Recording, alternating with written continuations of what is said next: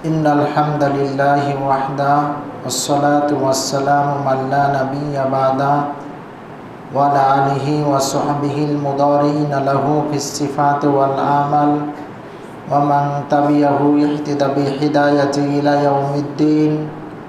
আম্মা বা'দ, ইন্নাল্লাহা ওয়া মালাইকাতাহু ইউসাল্লুনা আলান নবী ইয়া আইয়ুহাল্লাযীনা আমানু সাল্লু আলাইহি ওয়া সাল্লিমু তাসলিমা। أما بعد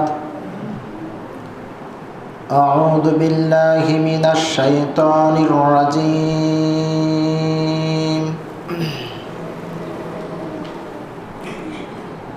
بسم الله الرحمن الرحيم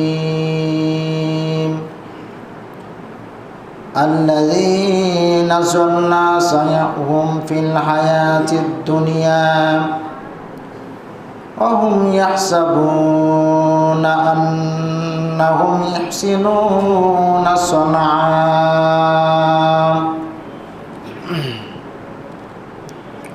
وقال رسول الله صلى الله عليه وسلم قالت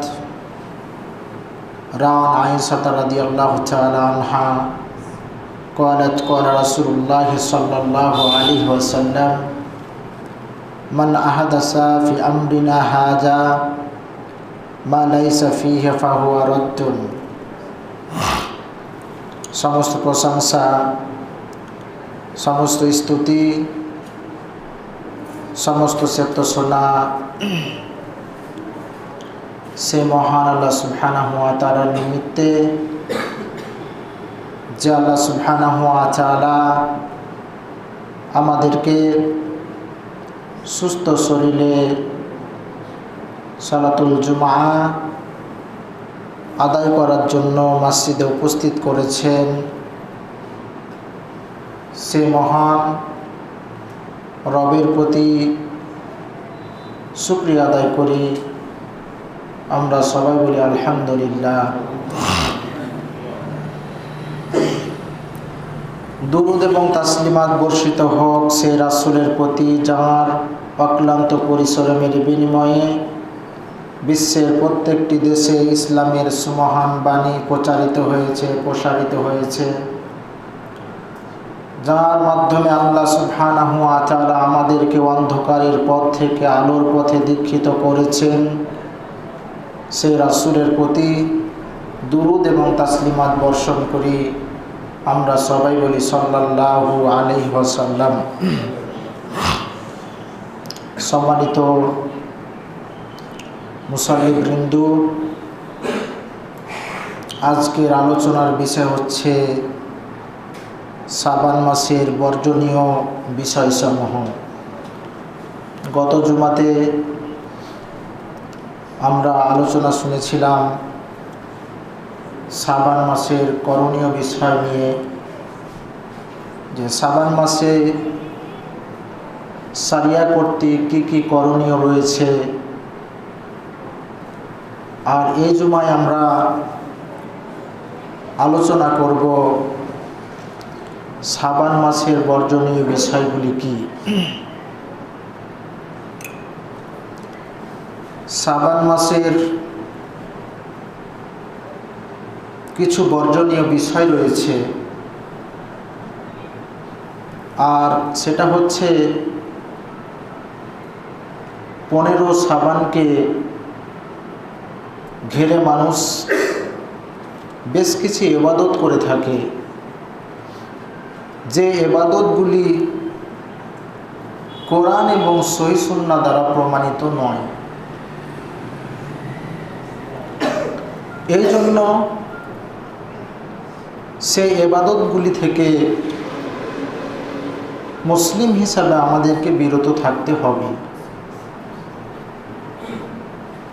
হয়তোবা আমরা আমাদের সমাজে দেখেছি যে শাবান মাসের 15 তারিখ, যেটাকে নাম দেওয়া হয়েছে শবে বরাত,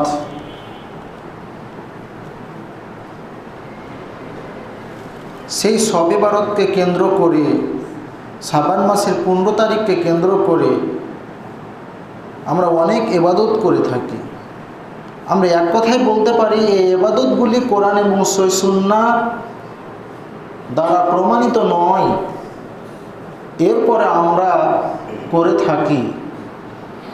এই ধরনের ইবাদত যদি আমরা করি যেটা কোরআন এবং সহিহ সুন্নাহ দ্বারা প্রমাণিত নয়, তাহলে আমাদের শেষ ফলাফল হবে জাহান্নাম। আপনার কাছে সেটা ভালো কাজ মনে হতে পারে,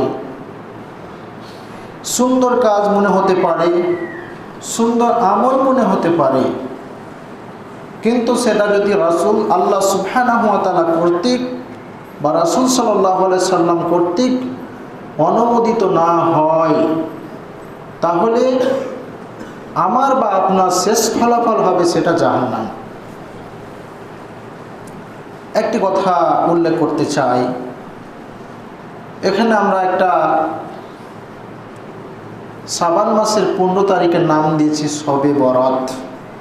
যে শব্দটি কোরআন এবং হাদিসের কথায় ব্যবহার হয়নি বা নেই। শাবান মাসের 15 তারিখকে বলা হয়েছে লাইলাতুন নিসফে মিন শাবান, মানে শাবান মাসের 15 তারিখ এইরকমভাবে বলা হয়েছে। কিন্তু আমরা এটাকে শবে বরাত নামে একটা আপনার ইস্তেহলা বা পরিভাষা তৈরি করে নিয়েছি, আর যার অর্থ হচ্ছে ভাগ্য রজনী। আরবিক ভাষায় যদি আমরা এর অর্থ করি তাহলে হবে লাইলাতুল কদর, মানে ভাগ্য রজনী। অনেকে আমরা মনে করি যে শাবান মাসের 15 তারিখ রাত্রি হচ্ছে ভাগ্য রজনী বা লাইলাতুল কদর। এরকম কথা কোরআন এবং সহিহ সুন্নাতে প্রমাণিত নেই। বলতে চাচ্ছি আল্লাহ সুবহানাহু ওয়া তাআলা এবং রাসূল সাল্লাল্লাহু আলাইহি সাল্লাম কর্তৃক যদি কোনো আমল অনুমোদিত না থাকে আর আপনি আমি যদি করি, তাহলে এর পরিণাম খুব ভয়ঙ্কর। এই পৃথিবীতে আপনি যত সুন্দর এবং ভালো আমল করেছেন সবগুলিকে আল্লাহ সুবহানাহু ওয়া তাআলা নষ্ট করে দিবেন, বাতিল করে দিবেন, আর পরকালে আল্লাহ সুবহানাহু ওয়া তাআলা আপনাকে জাহান্নামে দিবেন। আপনার কাছে সুন্দর হতে পারে, সমাজের কাছে সুন্দর হতে পারে, একজন মানুষের কাছে সুন্দর হতে পারে, একজন আলেমের কাছে সুন্দর হতে পারে, একজন মুরব্বির কাছে সুন্দর হতে পারে, কিন্তু কোরআন এবং সহিহ সুন্নাহ বা শরিয়া কর্তৃক যদি অনুমোদন না হয়ে থাকে, তাহলে আপনার এই পৃথিবীতে সব সুন্দর ভালো আমলগুলি আল্লাহ তাআলা নষ্ট করে দিবেন, পরকালে আপনাকে জাহান্নামে দিবেন। তাই আমল করার আগে কোরআন এবং সহিহ সুন্নাহ থেকে প্রমাণিত কিনা সে বিষয়টা যাচাই বাছাই করতে হবে, বা একজন ভালো বিশেষজ্ঞ, ভালো আলেম, ভালো স্কলার এদের কাছ থেকে আপনাকে জিজ্ঞাসা করে নিতে হবে। আল্লাহ সুবহানাহু ওয়া তাআলা সূরাতুল কাহফ 104 নম্বর আয়াতে বলছেন, আল্লাযীনা জাল্লা সাইয়ুহুম ফিল হায়াতিদ দুনিয়া। আল্লাহ তাআলা বলছেন যে ওরাই তারা যাদের আমলগুলি, প্রচেষ্টাগুলি, চেষ্টাগুলি এই দুনিয়াতে ধ্বংস হয়ে যায়। ওয়াহুম ইয়াহসাবুনা আন্নাহুম ইহসিনুনা সুনা, আর তারা ধারণা করে যে আমরা সুন্দর বা ভালো আমল করছি, ভালো কাজ করছি। আল্লাহ সুবহানাহু ওয়া তাআলা বলছেন যে ওরা তারাই যাদের আমলগুলি, ভালো আমলগুলি, ভালো ইবাদতগুলি এই দুনিয়াতেই ধ্বংস হয়ে যায়, এবং তারা মনে করে আমরা সুন্দর বা ভালো কাজ করছি। আল্লাহ সুবহানাহু ওয়া তাআলা বলছেন তার পরের আয়াতে 105 নম্বর আয়াতে, উলাইকাল্লাযীনা কাফারু বিআয়াতি রাব্বিহিম ওয়া লিকাইহি। আল্লাহ তাআলা বলছেন যারা কোরআন এবং সহিহ সুন্নাহ দ্বারা অনুমোদিত নয় এরকম আমল করবে আর এটাকে ভালো মনে করবে, আল্লাহ তাআলা তাদের ব্যাপারে বলছেন এরা তাদের প্রতিপালককে অস্বীকার করে। তার মানে তাদের প্রতিপালক এক ধরনের আমল দিল, এক ধরনের ইবাদত দিল, আর আপনি সেটাকে ছেড়ে দিয়ে আপনি আর এক ধরনের ইবাদত করছেন, মন গড়া ইবাদত করছেন। এবং তারা কিয়ামতকে অস্বীকার করে। এরপর আল্লাহ তাআলা বলেন ফাহাবিতাত আমালুহুম, তাদের আমলগুলিকে আমি, তাদের ভালো আমলগুলিকে, ভালো ইবাদতগুলিকে আমি এই পৃথিবীতে নষ্ট করে দিব। কোরআন এবং সহিহ সুন্নাহ দ্বারা প্রমাণিত নয় এমন আমল যদি আপনি ভালো মনে করে করেন, নেকির সাথে করেন, তাহলে আল্লাহ তাআলা আপনাকে কাফের বলেছেন। আপনি পরকালকে অস্বীকার করেন এ কথা বলেছেন আল্লাহ তাআলা। এমনকি তিনি বলেছেন তাদের আমলগুলিকে, সুন্দর আমলগুলিকে, ভালো আমলগুলিকে আমি পৃথিবীতে ধ্বংস করে দিব। আল্লাহ তাআলা পরের অংশে বলছেন ফালা নুকিমা লাহুম ইয়াউমাল কিয়ামাতি ওয়াজনা, কাল কিয়ামতের দিন তাদের ভালো আমলগুলিকে ওজন করা হবে না, বিনা মাপে বিনা ওজনে তাদেরকে জাহান্নামে দেওয়া হবে। আল্লাহ সুবহানাহু ওয়া তাআলা সকল বান্দার আমলগুলিকে ওজন করবেন, ওজনের ভিত্তিতে জান্নাত জাহান্নাম নির্ধারণ করবেন। কিন্তু যারা কোরআন এবং সহিহ সুন্নাহ দ্বারা অনুমোদিত না, শরিয়া কর্তৃক অনুমোদিত না, এরকম ইবাদত যদি তারা করে, তাহলে আল্লাহ সুবহানাহু ওয়া তাআলা বলছেন আমি তাদের আমলগুলিকে, ভালো মন্দের আমলগুলিকে আর ওজন করব না, তাদেরকে সরাসরি জাহান্নামে দেব। 106 নম্বর আয়াতে তিনি বলছেন যালিকা জাযাউহুম জাহান্নাম, তাদের পরকালে প্রতিদান হচ্ছে জাহান্নাম। বিমা কাফারু, কারণ তারা কুফরি করেছে, অস্বীকার করেছে আল্লাহ সুবহানাহু ওয়া তাআলা এবং তার রাসূল সাল্লাল্লাহু আলাইহি সাল্লাম দেওয়া ইবাদতকে অস্বীকার করে নিজ মন গড়া ইবাদত করেছে, যার কারণে তাদেরকে আল্লাহ তাআলা জাহান্নামে দিবেন। এবং আল্লাহ তাআলা বলছেন ওয়াত্তাখাযু আয়াতি ওয়া রাসূলি হুজুয়া, তারা আমার কোরআনকে এবং আমার রাসূলকে ঠাট্টা করেছে। কারণ আমি দিনই আমার কোরআনের মধ্যে কোনো ইবাদত, রাসূল সাল্লাল্লাহু আলাইহি সাল্লাম তিনি ইবাদতের কথা বলেননি, আর আপনি করেছেন, মানে আপনি আল্লাহকে, কোরআনকে, রাসূল সাল্লাল্লাহু আলাইহি সাল্লামকে, রাসূলের হাদিসকে আপনি কি করেছেন? ঠাট্টা বিদ্রুপ করেছেন। অতএব যে সমস্ত আমল কোরআন এবং সহিহ সুন্নাহ দ্বারা প্রমাণিত, সেই সমস্ত আমল আপনাকে করতে হবে, যদিও কম হয়, আর এর মাধ্যমে আল্লাহ সুবহানাহু ওয়া তাআলা আপনাকে জান্নাত দিবেন। আর যদি কোরআন এবং সহিহ সুন্নাহ ভিত্তিক আমল না হয়ে থাকে বা অনুমোদনকৃত আমল না হয়, আর আপনি যদি করেন, তাহলে আপনার সকল ভালো আমলগুলিকে আল্লাহ পৃথিবীতে ধ্বংস করে দিবেন, নষ্ট করে দিবেন, এবং পরকালে আপনাকে জাহান্নামে দিবেন। শুধু তাই নয়, এ ব্যাপারে রাসূল সাল্লাল্লাহু আলাইহি সাল্লামের বেশ কিছু হাদিসও রয়েছে, যেটা শরিয়া কর্তৃক কোনো আমল না, সেটা যদি পালন করা হয় তাহলে আমরা এটাকে দ্বীনের মধ্যে গ্রহণ করব না। আয়েশা রাদিয়াল্লাহু তাআলা আনহা এই হাদিসটি বর্ণনা করছেন, বুখারী এবং মুসলিম সহ অন্যান্য গ্রন্থে হাদিসটি এসেছে। বুখারীর হাদিস নম্বর হচ্ছে 2697 নম্বর হাদিস। আয়েশা রাদিয়াল্লাহু তাআলা আনহা বর্ণনা করছেন, তিনি বলছেন যে ক্বালা রাসূলুল্লাহ সাল্লাল্লাহু আলাইহি ওয়াসাল্লাম, আল্লাহর নবী সাল্লাল্লাহু আলাইহি সাল্লাম বলেছেন, মান আহাদাসা ফি আমরিনা হাযা মা লাইসা ফিহি ফাহুয়া রাদ্দুন, কেউ যদি কোনো আমল করে, নতুন কিছু আবিষ্কার করে আমাদের এই দ্বীনের মধ্যে, আর এটা আমাদের দ্বীনের কোনো অনুমোদন নেই, কোরআন বা হাদিস দ্বারা অনুমোদন নেই, তাহলে এটা বাতিল। আল্লাহ কর্তৃক যদি অনুমোদন না থাকে, রাসূল সাল্লাল্লাহু আলাইহি সাল্লাম কর্তৃক যদি অনুমোদন না থাকে, আর আপনি সেই কাজটা যদি দিনের মধ্যে, ইসলামের মধ্যে ঢুকিয়ে দিয়ে ইবাদত মনে করে, সুন্দর মনে করে, ভালো মনে করে করেন, তাহলে এটা বাতিল। এতে আপনাকে জান্নাত নিয়ে দিতে পারবে না, নেকি অর্জন করে দিতে পারবে না। এই কারণে আপনি জাহান্নামে যাবেন। আপনার আগের সকল সুন্দর ভালো আমলগুলি, ইবাদতগুলি আল্লাহ তাআলা ধ্বংস করে দেবেন, নষ্ট করে দেবেন।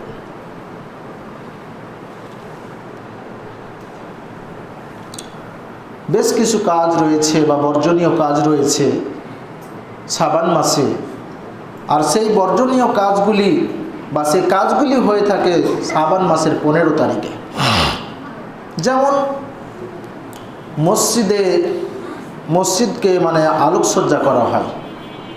দেখবেন শাবান মাসের 15 তারিখকে কেন্দ্র করে শাবান মাসের কয়েকদিন আগে মসজিদকে ঝিলিক বাতি দিয়ে আলোকসজ্জা করা হয়।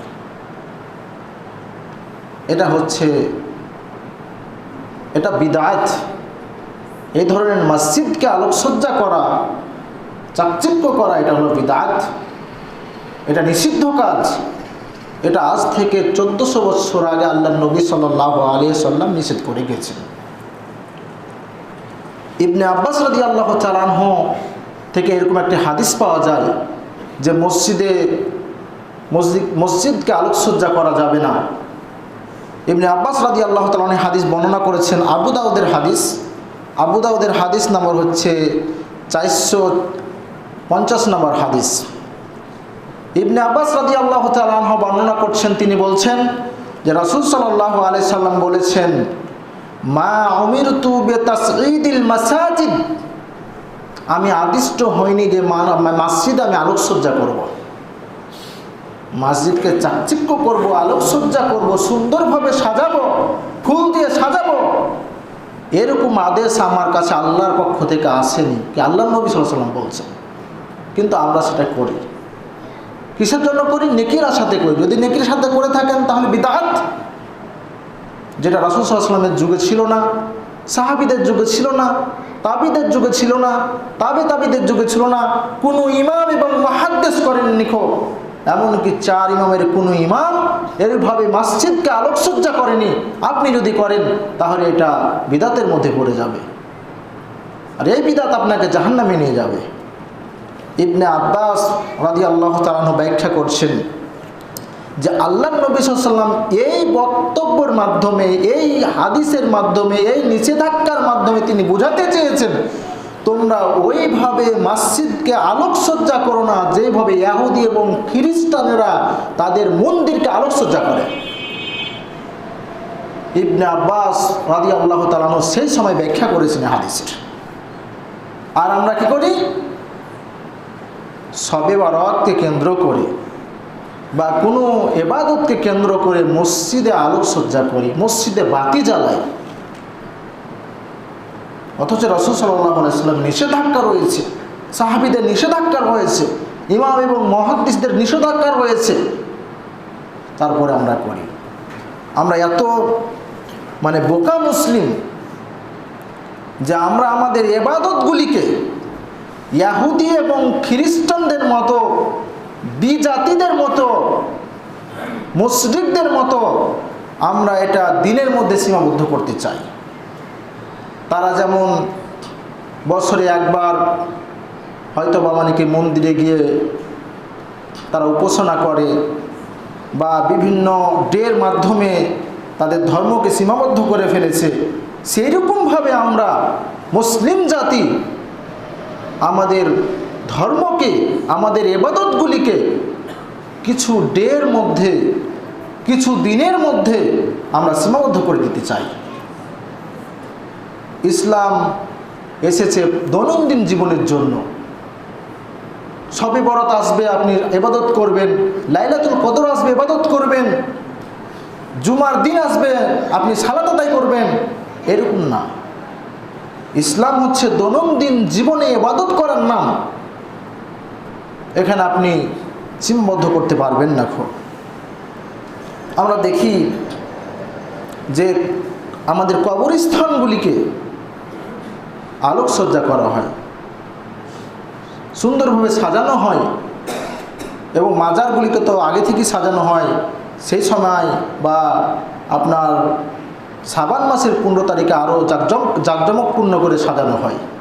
আর সাধারণ কবরস্থানগুলিকে সাজানো হয়, যেটাও নিষেধ।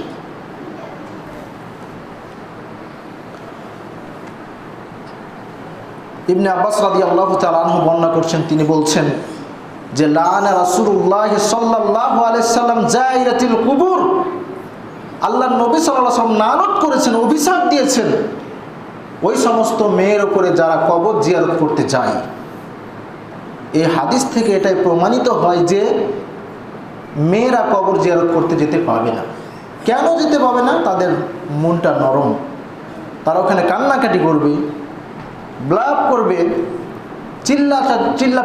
চিল্লাপাল্লা করবে, যার কারণে এটা নিষেধ করা হয়েছে।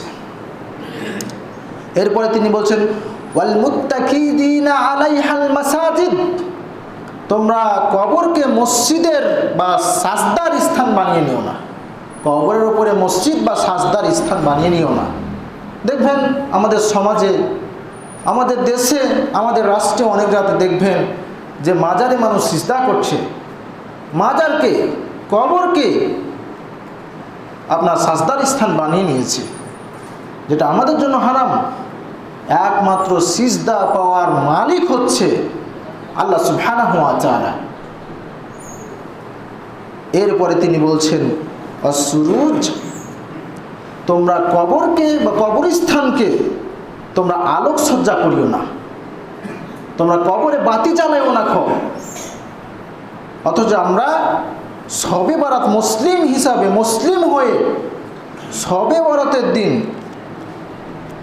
শাবান মাসের 15 তারিখে আমরা কবর স্থানকে পুরো ঘেরে আলোকসজ্জা করি, যেটা আজ থেকে 1400 বছর আগে আল্লাহ নবী সাল্লাল্লাহু আলাইহি সাল্লাম নিষেধ করেছেন। তিনি বলেছেন তোমাদের মেয়েরা যেন কবর জিয়ারত করতে না চায়। তিনি আরও বলেছেন যে তোমরা কবরকে সাজদার স্থান বানিয়ে নিও না, সেখানে সাজদা দিও না, সেখানে আলোকসজ্জা করো না। অথচ আমরা করতেছি। তাহলে এগুলো আমাদের বর্জনীয় কাজ না? এই মাসে অনেক বর্জনীয় কাজ রয়েছে। আমরা মুসলিম হিসাবে, সহি আকীদা এবং মানহাজের অনুসারী হিসাবে আল্লাহ সুবহানাহু ওয়া তাআলা যেন আমাদেরকে এই সমস্ত কাজ পরিত্যাগ করার তৌফিক দান করেন। আমরা সবাই আল্লাহুম্মা আমিন। এই হাদিসটার ব্যাপারে কিছু মতভেদ রয়েছে, কিন্তু ইমাম তিরমিজি রাহিমাহুল্লাহ এই হাদিসকে হাসান বলেছেন। এরপরে অন্য হাদিস থেকে জানা যায় যে কবরের উপর মসজিদ বানা, আলোকসজ্জা করা ইত্যাদি ইত্যাদি করা যাবে না। আল্লাহ নবী সাল্লাল্লাহু আলাইহি সাল্লাম তিনি বলেছেন, যখন তিনি মারা যাবেন, যেই রোগে তিনি মারা যাবেন, তার মৃত্যু শয্যাতে তিনি সাহাবীদের সামনে একটা হাদিস বর্ণনা করেছেন।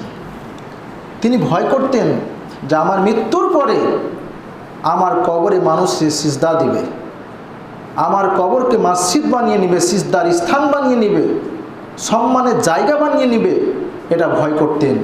তাই তিনি বললেন, বিখ্যাত সাহাবী আবু হুরায়রা রাদিয়াল্লাহু তাআলা আনহু এই হাদিসটি বর্ণনা করছেন। তিনি বলছেন, বুখারীর হাদিস, মুসলিমে হাদিসটি এসেছে, নাসাইতে এসেছে, মুসনাদ আহমদের এসেছে। তিনি সাহাবীদেরকে লক্ষ্য করে বলছেন, কাতালাল্লাহুল ইয়াহুদা ইত্তাখাযু কুবুরাল আমবিয়া মাসাজিদ। অন্য রিওয়ায়াতে আছে কাতালাল্লাহুল ইয়াহুদা ওয়ান নাসারা। তিনি বললেন সাহাবীদেরকে লক্ষ্য করেন, ইহুদি এবং নাসাদেরকে আল্লাহ তাআলা ধ্বংস করে দেখ, কারণ তারা তাদের নবীদের কবরকে সাজদার স্থান বানিয়ে নিয়েছে, সম্মানের স্থান বানিয়ে নিয়েছে। তখন আল্লাহ নবী সাল্লাল্লাহু আলাইহি ওয়াসাল্লাম নিষেধ করলেন যে আমার সাথে তোমরা এরকম আচরণ করো না। আমার প্রশংসা করতে করতে আমাকে তোমরা আল্লাহর স্থানে বসাই দিও না। আমি তার একজন বার্তাবাহক, আমি তার নবী বা রাসূল এবং তার বান্দা। আপনার যতটুকু দরকার সেটা হচ্ছে আপনি দুরূদ পাঠ করবেন। আপনি যদি আল্লাহ নবী সাল্লাল্লাহু আলাইহি সাল্লামকে সত্যি সম্মান জানাতে চান, তাহলে রাসূল সাল্লাল্লাহু আলাইহি সাল্লামের নামে সিজদা দেওয়ার দরকার নেই, রাসূল সাল্লাল্লাহু আলাইহি সাল্লামের কবর ছুঁয়ে চুমা খাওয়ার দরকার নেই, নবী করিম সাল্লাল্লাহু আলাইহি সাল্লামের নাম আসলে চুমা খাওয়ার দরকার নেই। আপনি দুরূদ পাঠ করবেন, এটা অনুমোদন রয়েছে শুধু। তাছাড়া অন্যভাবে আল্লাহ নবী সাল্লাল্লাহু আলাইহি সাল্লামকে সম্মান করা সিজদার মাধ্যমে বা আল্লাহ সুবহানাহু ওয়া তাআলা যে সমস্ত সম্মান পাওয়ার দরকার সেই সম্মানে আল্লাহ নবীকে বসিয়ে দেওয়াটা একেবারে হারাম। এটা ইসলাম বিরোধী কাজ, এটা নিষেধ করেছেন আল্লাহ নবী সাল্লাল্লাহু আলাইহি ওয়াসাল্লাম। শুধু তার উপরে আপনি দুরূদ পাঠ করতে পারবেন। আল্লাহ নবী সাল্লাল্লাহু আলাইহি সাল্লাম তিনি বলছেন, বিখ্যাত সাহাবী আবু হুরায়রা রাদিয়াল্লাহু তাআলা বর্ণনা করছেন এই হাদিস, তিনি বলেন, লা তাজআলু বুয়ুতাকুম কুবুরান, তোমরা তোমাদের বাড়িকে কবর বানিয়ে নিও না। অন্য হাদিসে আছে যে তোমরা তোমাদের বাড়িকে কবর বানায় নিও না, কারণ তোমাদের যে সুন্নাত নামাজগুলি রয়েছে, নফল নামাজগুলি রয়েছে, তোমরা মাঝে মাঝে সেগুলো বাড়িতে আদায় করিও, বাড়িতে আদায় করিও। বাড়িতে আদায় করার নির্দেশ দিয়েছে, নাহলে এটা কবরের মতো লাগে। এরপরে আল্লাহ নবী সাল্লাল্লাহু আলাইহি ওয়াসাল্লাম বলেছে, ওয়ালা তাজআলু কবরি ঈদান, আমার কবরকে তোমরা আনন্দ উৎসবের জায়গা বানায়ো না। যে আমার কবরকে আলোকসজ্জা করবা, আমার কবরে বাতি জ্বালাবা, সেখানে আনন্দ উল্লাস করবা, সাজদা করবা, ইত্যাদি ইত্যাদি কাজ করবা, এরকম কাজ করে নিও না। শুধু সল্লু আলাইয়া, তোমরা আমার প্রতি দুরূদ বর্ষণ করবে। আল্লাহ নবী বলেন, ফাইন্না সালাতাকুম তাবলুগুনি হাইসুমা কুনতুম, তোমরা যেখানেই দুরূদ পাঠ করো না কেন সেটা আমার নিকটে পৌঁছে দেওয়া হয়। যেখান থেকে আপনি দুরূদ পাঠ করবেন বা সালাম পাঠ করবেন সেটা আল্লাহ নবী সাল্লাল্লাহু আলাইহি সাল্লামের কাছে পৌঁছে দেওয়া হয়। সেটা কিভাবে পৌঁছে দেওয়া যায় আল্লাহ তাআলা ভালো জানেন। তাহলে আমাদের উচিত যে রাসূল সাল্লাল্লাহু আলাইহি সাল্লামকে সম্মান জানানোর জন্য বেশি বেশি দুরূদ পাঠ করা। হাদিসে এসেছে যে তোমরা যখন জুমার দিন আসবে তখন তোমরা বেশি বেশি রাসূল সাল্লাল্লাহু আলাইহি সাল্লামের প্রতি দুরূদ পাঠ করবে। আপনি দুরূদ পাঠ করবেন, রাসূল সাল্লাল্লাহু আলাইহি সাল্লামকে এমনভাবে সম্মান করবেন না যে সম্মান করতে গিয়ে তিনাকে আল্লাহর স্থানে বসিয়ে দেওয়া হয়েছে। আল্লাহ নবী সাল্লাল্লাহু আলাইহি সাল্লামের কবর নিয়ে, মাজার নিয়ে চিন্তা করার কোনো দরকার নেই।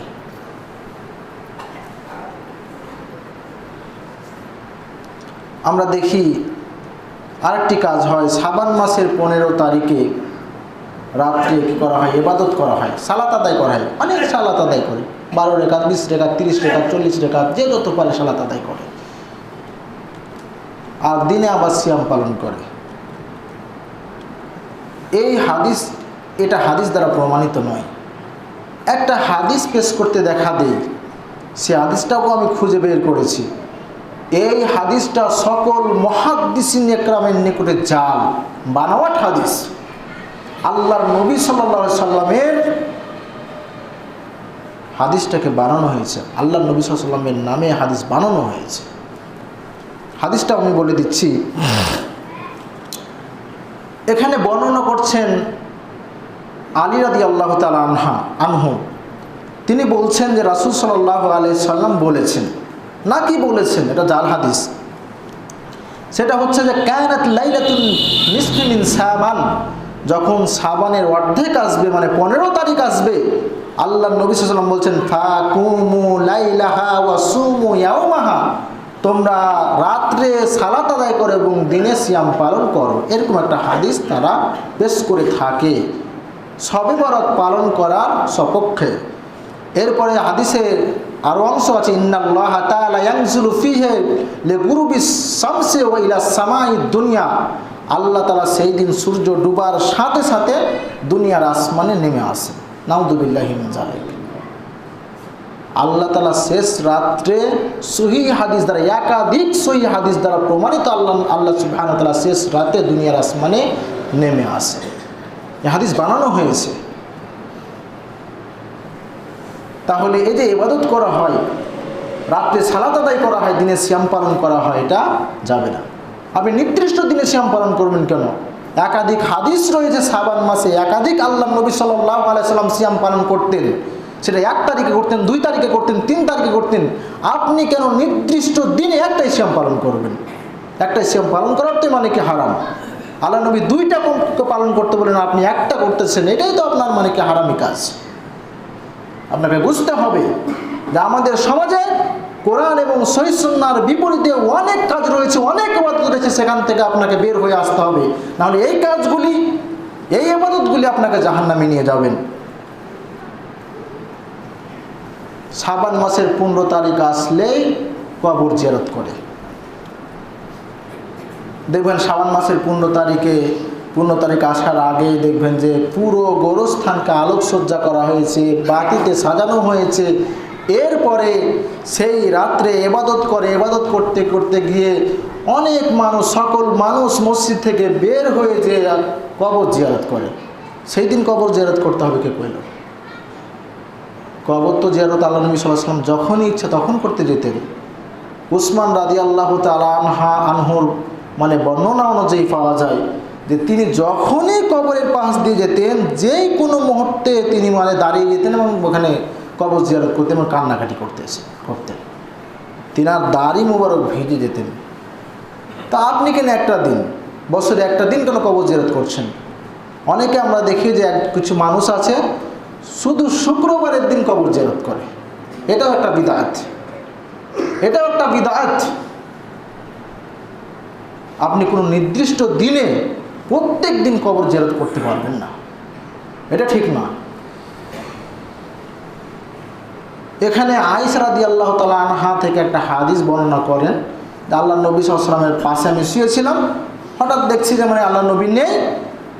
আমি খুঁজতে লাগলাম, জান্নাতুল বাকিতে পেলাম। সেই দিন মানে কি এই তারিখ ছিল বলে দাবি করে, শাবান মাসের 15 তারিখ ছিল এটা দাবি করে। নিছক এটা মিথ্যা কথা। এই হাদিস যেটা দাবি করে, এই হাদিসকে জাল বলা হয়েছে এবং অনেক দুর্বল বলা হয়েছে হাদিসকে। কিন্তু এটা এমনি দিন ছিল, এটা এমনি দিন ছিল, একটা বিশাল একটা হাদিসের অংশকে কেটে নিয়ে এসে হাদিসটা বানানো হয়েছে। এখান থেকে আমাদেরকে বের হয়ে আসতে হবে। এবং অনেক হুজুর, অনেক মানুষ মনে করে যে শাবান মাসের 15 তারিখ রাতটা হচ্ছে লাইলাতুল কদরের রাত। শবে বরাত মানে ভাগ্য রজনী, লাইলাতুল কদর যদি আরবি করি তাহলে ভাগ্য রজনী, লাইলাতুল কদর দাবি করেন। এবং হাজার হাজার আমি দেখলাম বই, নেটে দেখলাম হাজার হাজার বই লেখা আছে যেটা হচ্ছে লাইলাতুল কদর। অথচ আমরা জানি যে লাইলাতুল কদর হচ্ছে রমজান মাসে। এখন কেন তারা, কিসের দলিলের ভিত্তিতে তারা লাইলাতুল কদর এটাকে মনে করে, সেই দলিল তারাও নিয়ে এসেছে। সেটা হচ্ছে সূরা দুখান 3 নম্বর আয়াত। তাদের দাবি হচ্ছে যে ইন্না আনজালনাহু ফি লাইলাতিন মুবারাকাতিন। আল্লাহ তাআলা বলছেন যে আমি এই কোরআনকে নাজিল করেছি এক বরকতময় রাত্রি। ইন্না কুন্না মুনজিরিন, আর আমি হচ্ছি ভীতি প্রদর্শনকারী। এই বরকতময় রাত বলতে তারা বুঝাতে চেয়েছে যে শাবান মাসের 15 তারিখের রজনী রাত। ইসলামকে নিয়ে কিভাবে খেলা হয়েছে, ইসলামকে নিয়ে কিভাবে খেলা হয়েছে, কিভাবে মন্তব্য করা হয়েছে, কিভাবে বিদআত ঢুকিয়ে দেওয়া হয়েছে আমাদের মধ্যে, এটা বুঝতে হবে আপনাকে। আপনি সারা জীবন জানলেন যে ভাগ্য রজনী হচ্ছে, বরকতময় রাত হচ্ছে লাইলাতুল কদরের রাত রমজান মাসে, আর তারা বলছে যে শাবান মাসের 15 তারিখ রাত্রে। এখন আমরা ব্যাখ্যা করি। আল্লাহ তাআলা বলছেন যে তোমরা আল্লাহর আনুগত্য করো এবং রাসূলের আনুগত্য করো এবং তোমাদের রাষ্ট্রপ্রধানের আনুগত্য করো। এরপরে যদি তোমরা দিনের বিষয় নিয়ে সংশয় পড়ে যাও, তাহলে তোমরা আল্লাহ এবং তার রাসূলের দিকে ফিরে যাও তথা কোরআন এবং সুন্নাহ অন্বেষণ করো। তাহলে আমরা কোরআন এবং সুন্নাহ অন্বেষণ করে বের করতে হবে যে আসলে বরকতময় রাত্রি কোনটা। আল্লাহ সুবহানাহু ওয়া তাআলা বরকতময় রাত্রি কোনটা সূরাতুল কদর পড়লে আপনি বুঝতে পারবেন যে বরকতময় রাত্রি কোনটা। আল্লাহ তাআলা বলছেন ইন্না আনজালনাহু ফি লাইলাতিল কদর। আল্লাহ তাআলা বলছেন নিশ্চয় আমি এই কোরআনকে নাজিল করেছি বরকতময় রাত্রি, লাইলাতুল কদরে নাজিল করেছি। ওয়া মা আদরাকা মা লাইলাতুল কদর, হে নবী আপনি কি জানেন কদরের রাত্রিটি কি? আল্লাহ তাআলা বলছেন লাইলাতুল কদর খায়রুম মিন আলফি শাহর।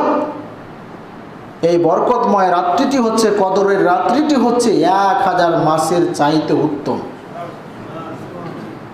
তাহলে সেখানে বরকতময় রাত, আর বরকতময় রাতের ব্যাখ্যা আল্লাহ তাআলা নিজেই দিয়েছেন, সেটা লাইলাতুল কদর। এবার আমরা আসি এই লাইলাতুল কদর কোন মাসে, সেটা কিভাবে আমরা বের করব?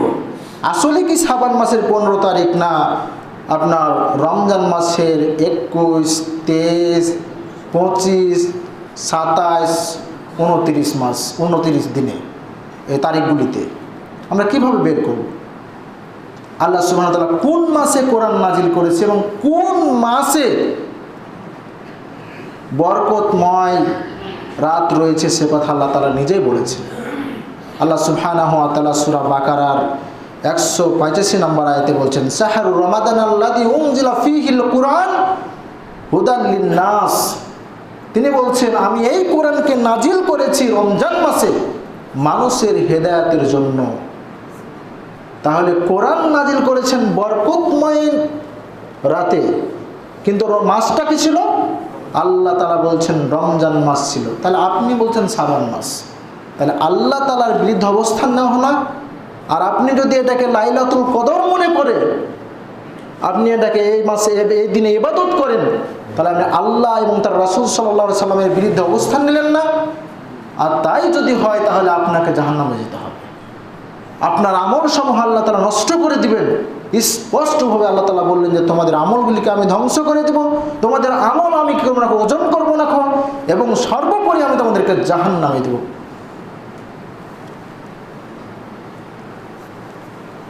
অনেকে মনে করে এই রাতে রিজিক নির্ধারণ করা হয়েছে, নাউজুবিল্লাহি মিন জালিক। রিজিক নির্ধারণ করা হয়েছে আসমান এবং জমিন সৃষ্টির 50,000 বছর পূর্বে। একাধিক সহিহ হাদিস রয়েছে।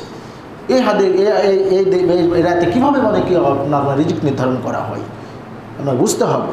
কিভাবে আমাদের মধ্যে মানে বাতিলের ইনজেকশনগুলি ঢুকে দেওয়া হয়েছে। এই রাতে কোনোদিন রিজিক নির্ধারণ করা হয়নি। যা পৃথিবীতে ঘটবে, যা হবে, যতটুকু আপনার রিজিক নির্ধারণ রয়েছে, এটা আসমান এবং জমিন সৃষ্টির 50,000 বছর পূর্বে আল্লাহ তাআলা লিখে রেখেছেন। আর এটা নতুনভাবে নবায়ন হয় মাতৃগর্ভে যখন আপনি আসিছিলেন, সেখানে আবার নতুনভাবে লিপিবদ্ধ করা হয়।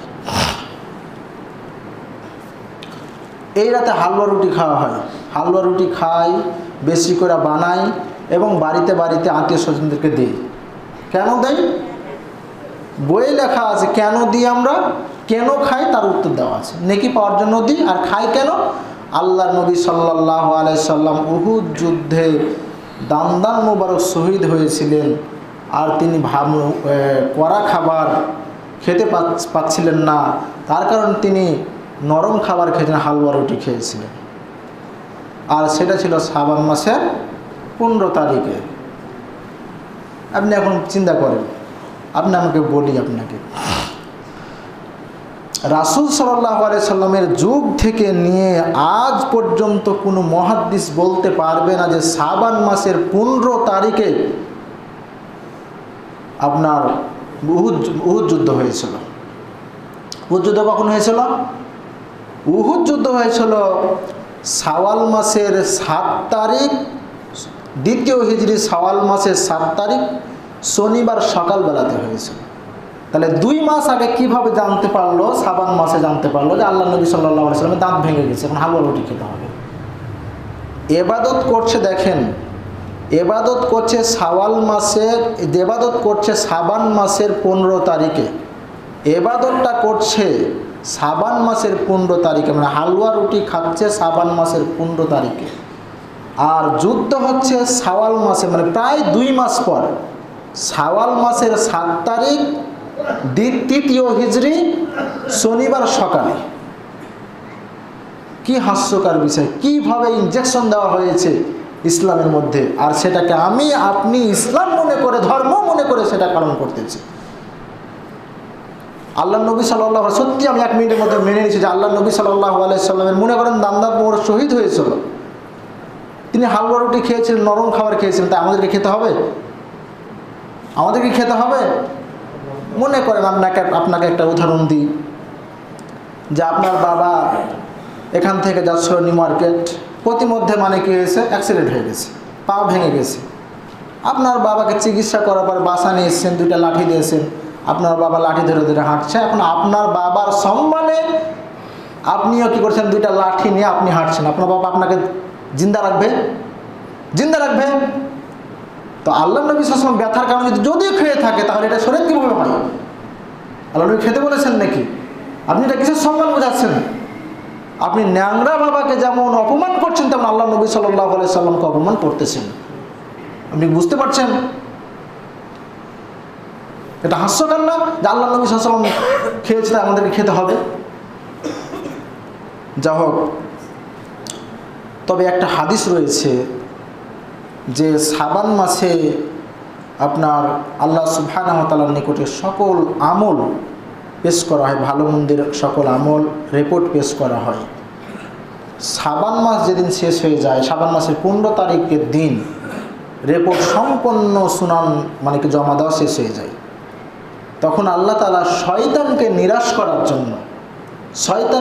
করার জন্য আল্লাহ নবী সাল্লাল্লাহু আলাইহি ওয়াসাল্লাম বলছেন, আল্লাহ তাআলা পৃথিবীর সকল মাখলুককে ক্ষমা করে দেন 2 শ্রেণীর ব্যক্তি বাদ দিয়ে। এটা আপনি ইবাদত করলেও হবে, না করলেও হবে। শয়তানকে নিরাশ করার জন্য আল্লাহ তাআলা ক্ষমা করে দেন আমাদেরকে। 2 শ্রেণীর ব্যক্তিকে আল্লাহ তাআলা ক্ষমা করেন না।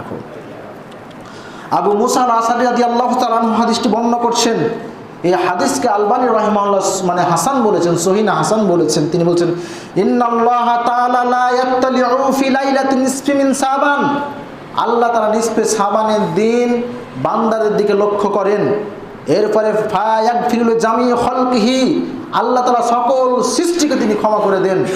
রিপোর্ট নেওয়ার পরে কার ভালো আমল রয়েছে, কার মন্দ আমল রয়েছে না দেখে আল্লাহ তাআলা সবকে ক্ষমা করে দেন।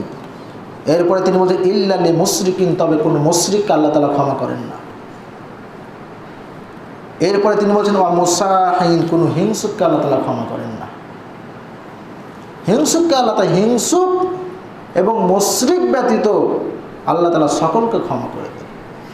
মুশরিক কি এটাই তো জানি না আমরা, মুশরিক কি, শিরক কি এটাই জানি না। আমরা সহিহ আকীদা এবং মানহাজের অনুসারী, কিন্তু শিরক কি এটা জানি না। মনে করি যে আমরা শিরক বলতে যে আল্লাহ তাআলা ছাড়া অন্যকে সাজদা দেওয়া, এটাই শিরক, আর কোনো শিরক নাই। আপনার অসুস্থ হয়েছেন, আল্লাহ তাআলা আপনাকে বলেছে যে আপনি মেডিসিন নেন, আপনি গাছ খান, গাছ লাগান, কিন্তু ওই মেডিসিনটাকে, গাছটাকে যদি আপনি সুতায় বেঁধে বা তাবিজের মধ্যে ভরে সেটাকে যদি আপনি ব্যবহার করেন, তাহলে এটাই হলো শিরক, এটাই শিরক। আল্লাহ নবী সাল্লাল্লাহু আলাইহি সাল্লাম বলছেন, মান তাআল্লাকা তামিমাতান ফাকাদ আশরাকা, যে ব্যক্তি কোনো সুতা, কড়ি, তাবিজ ঝুলালো, যদিও সেটা কোরআনের আয়াত দিয়ে লিপিবদ্ধ হয়, তাহলে আপনি শিরক করলেন, আপনি মুশরিক হয়ে গেলেন। এটা হলো শিরক। আপনি ভাবছেন যে এ কাজটা না করলে এটা হতো না, এটাই শিরক। আপনি এটা বলতে পারলেন না আল্লাহ আমার ভাগ্যে এটা লিখে রেখেছিল, আপনি আল্লাহকে অপমান করে দিলেন। আপনি ওই জিনিসটার দোষ দিলেন, আপনার ছেলের দোষ দিলেন, আপনার মেয়ের দোষ দিলেন, আপনার আত্মীয় স্বজনের দোষ দিলেন, আপনি প্রশাসনের দোষ দিলেন, রাষ্ট্রের দোষ দিলেন, ইমাম এবং মুহাদ্দিসদের দোষ দিলেন। এটাই তো শিরক। শিরক কি এটাই বুঝি না, তাওহীদ কি এটাই বুঝি না, তাওহীদের বিপরীতে শিরক, এটা আমরা বুঝি না। তাওহীদ বুঝি না, শিরক বুঝি না। ইনশাআল্লাহ আল্লাহ তাআলা যদি বাঁচিয়ে রাখেন, তাহলে আমি আগামী সপ্তাহে তাওহীদ এবং শিরকের উপরে ইনশাআল্লাহ বক্তব্য দেব ইনশাআল্লাহ। আমি বলতে চাচ্ছি যে এই মাস একটা গুরুত্বপূর্ণ মাস। এই মাসে আল্লাহ সুবহানাহু ওয়া তাআলা এবং তার রাসূল সাল্লাল্লাহু আলাইহি সাল্লাম তথা শরিয়া আমাদেরকে বেশি বেশি সিয়াম পালন করতে বলেছেন। আর এটা আপনার 15 তারিখ পর্যন্ত আপনি সিয়াম পালন করবেন। তবে 15 তারিখকে ঘিরে কোনো ইবাদত আপনি করতে পারবেন না।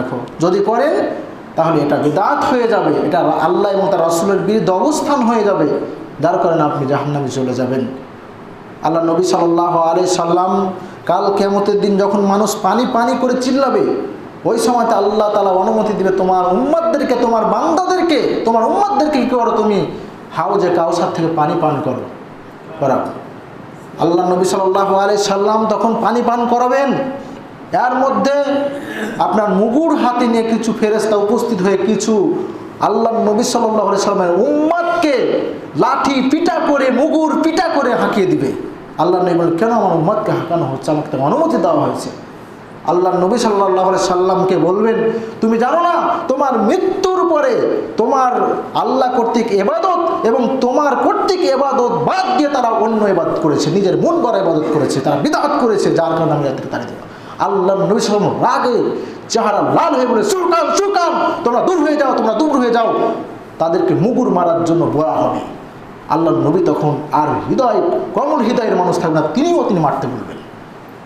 এত ইবাদত দিয়েছে আল্লাহ তাআলা, এত ইবাদত দিয়েছে আল্লাহ নবী সাল্লাল্লাহু আলাইহি সাল্লাম, আপনার পেট ভরে না, মন ভরে না, আপনাকে মন গড়া ইবাদত করতে হবে।